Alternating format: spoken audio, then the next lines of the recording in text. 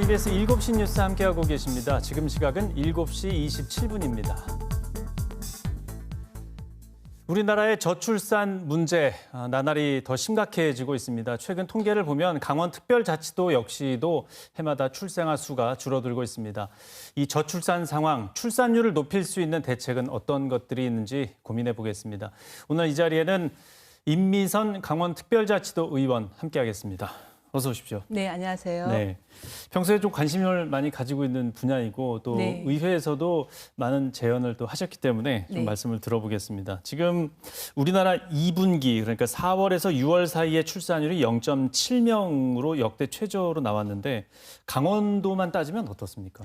네, 올해 강원자치도의 2분기 합계 출산율은요, 0.87명입니다. 네. 예, 분기 기준 역대 최저치를 기록한 셈인데요. 작년 강원자치도의 합계 출산율이 0.97명인데요. 통상 연초에 출산율이 높고 연말로 갈수록 이 낮아지는 것을 감안하면은 아마도 올해 그 합계 출산율 역시 역대 최저치를 기록하지 않을까 예상이 됩니다. 예, 이 강원도의 출산율이 광역자치단체로 구분했을 때는 전국에서 두 번째로 높다고 나오긴 했는데 네. 그렇다고 뭐 상황이 더 낫다 이런 거는 아니죠? 작년 합계 출산율로 따지게 되면은요, 강원자치도는 17개 시도 중에서 전남과 함께 두 번째 순위를 차지하고 있기는 합니다. 네. 다만 그 도내 출산율 0.97명은 실제 그 출생아 수로 따지게 된다고 한다면요, 7,200여 명에 불과합니다. 예. 반면 출산율이 상대적으로 낮다고 하는 서울의 경우에는 42,600명인데요. 이처럼 출산율을 단순 비교해서는 안 되는 것이죠. 특히 이 도내 출산율은요, 군부대가 많은 접경 지역인 인제처럼 화천 지역에서 상대적으로 높은 출산율을 보이고 있는데요. 이는 이 도내 출산율이 군인 가구의 일부 영향을 받는다라는 것이지 도 인구 정책의 어떠한 직접적인 효과로는 볼 수는 없겠습니다. 문제는 도내 사망자 수가요, 출생아 수보다 이 많아지는 자연 감소 현상이 지속된다라는 것인데 2016년도에 1,300명 수준이었던 이 도내 자연 감소 인구가요, 매년 1,000명 가량 늘어나면서 지난해에는 역대 최고 수준인 7,800명이 되었습니다. 예. 대책 마련이 좀 시급한 상황이시죠. 예, 이렇게 저출산이 계속되면 지역 사회는 어떤 악영향을 미치게 됩니까? 지속적인 인구 감소는요, 곧 지역 붕괴, 지역 소멸의 위기를 당연히 초래할 수밖에 없는데요.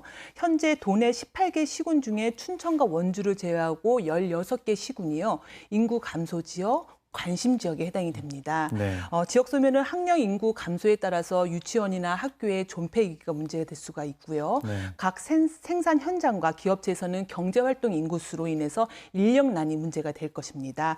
아울러서 초저출산 현상이 지속되면요, 고령화 대책에 따른 문제가 지금과는 다른 방향으로 논의되어야 하는데요. 지역 내 기반에 대한 총체적인 문제가 발생되는 것이죠. 네. 물론 저출산은요, 전 세계 공통된 현상이기는 합니다. 다만 이렇게 저출산이 문제된다는 다른 국가인 경우에도요, 합계 출산율이 1.5명 정도거든요. 네. 그런데 이렇게 출산율이 한 명이 안 된다라는 것은 당대 인구뿐만 아니라 재생산 인력, 즉 향후 아이를 낳을 그 사람도 크게 줄어든다는 의미이기 때문에 국가 존립의 위기에 큰 문제가 발생될 수가 있겠습니다. 예, 출산율이 낮아서 고민인 나라의 절반 수준이 지금 우리나라의 현실인데 아이를 낳지 않은 이유는 뭐라고 보십니까?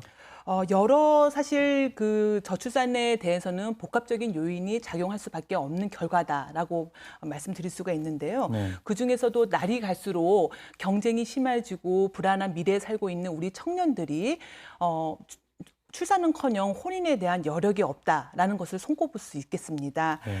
대학 교육이나 직장을 구하기 위해서 20대를 보내고, 그리고 그러다 보니까 혼인 연령이 늦어지거나 아예 포기하는 경우도 많고, 자연스럽게 출산 연령도 늦어지게 될 수밖에 없는데요. 이런 상황에서 결혼을 하더라도 아예 아이를 낳지 않고 결혼 생활을 하는 분들이 많아지고 결국 사회 구조적으로 저출산의 악순환이 연출되고 있는 것이 아닌가 싶습니다. 실제 통계청에 따르더라도요, 19세에서 34세의 청년 가운데 결혼을 반드시 해야 한다던가 하는 것이 좋겠다라는 답변을 한 퍼센테이지가 36.4%에 불과하고요. 네. 결혼해도 자녀를 가질 필요가 없다고 한 답변이 무려 53%에 이릅니다. 예. 지금 이러한 인식 속에서의 저출산 대책은 사실 백약이 무효인 상황입니다. 예.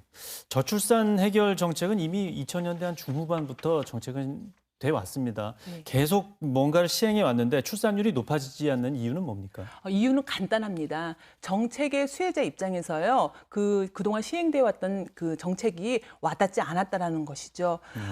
저출산 문제를 해결하기 위해서 말씀하신 것처럼 2006년 이후에 투입된 예산만 해도 280조 원에 달해서 가히 예산을 쏟아 부었다라고 할 정도로 말씀을 하지만은 실상 저출산 대책이라 불릴 수 없는 사업들도 있었습니다. 저출산 대책은 아이가 있는 가정을 위한 어떤 특혜 차원이라든가 일시적인 복지 혜택 차원으로 접근을 해서는 안 됩니다. 또 하나는 우리나라는 육아휴직이라든가 근로시간 단축 제도와 같은 아주 다양한 법상으로 인정되는 제도가 있거든요. 예. 그럼에도 불구하고 우리 중소기업이라든가 소규모 사업장에서는 실제 쓸 엄두를 내지 못하고 있는 상황입니다. 스웨덴이나 핀란드와 같이 일과 양육이 이렇게 병행되는 가족 친화 사회로의 전환이 이루어지지 않는 이상 출산율은 반등은 어렵지 않을까 생각이 됩니다. 예. 마지막으로요. 출산과 양육은 국가 경쟁력을 높이는 일입니다. 그렇기 때문에 이에 합당한 대우와 혜택이 따라야 한다고 생각하는데요. 대한민국은 두 자녀 외벌이 가구와 독신 가구의 조세 격차 차이가요. 5%포인트에 불과합니다. OECD 평균인 경우에는요. 이보다 2배가량의 차이가 나거든요. 예. 저출산 대책의 일환으로 실효성 있는 세금 감면 정책 또한 적극적으로 살펴볼 때가 아닌가 싶습니다. 예. 그러면 우리 지역 강원도의 출산율을 끌어올리기 위해서는 어떤 대책이 더 필요하다고 보십니까? 출산율을 말씀드린 것처럼 여러 요인의 그 영향을 받기 때문에요. 강원자치도가 사실 선제적으로 어떤 것을 해결하는 것은 쉽지는 않은 일입니다. 다만 강원도의 그 인구 정책은요, 출산 장려뿐만 아니라 청년 인구의 유입을 유도해야 한다는 점에서 정부의 이 인구 정책과 사실상 다를 수밖에 좀 없습니다. 네. 첫 번째가 바로 청년들의 일자리 창출입니다. 많은 청년들이 직업과 학업을 이유로 수도권으로 떠나고 있는데요. 최근 통계청의 자료에 따르더라도 5년간 연평균 4천 명이 넘는 20, 30대가 수도권을 가고 있다고 합니다. 네. 게다가 작년에 도내 혼인 건수가 7년 연속 역대 최저치를 경신을 했다고 하는데요. 이제는 청년 정책이 인구 정책인 시대인 만큼 이 청년들이 피부에 와닿는 종합적인 청년 대책을 마련을 해야 할 때입니다. 예. 두 번째는 출산율을 높이기 위해서 출산 정책에만 포커스를 두면 안 되는데요. 양육과 이렇게 연계해서 수반을 돼서 생애 주기별 인구 정책 통해서 지자체가 주도하는 지속적인 방향으로 나아가야겠습니다. 예, 앞으로 계속 관심을 가지고 더 나은 정책을 만들어 가야겠습니다. 네, 오늘 말씀 여기까지 듣겠습니다. 고맙습니다. 네, 감사합니다.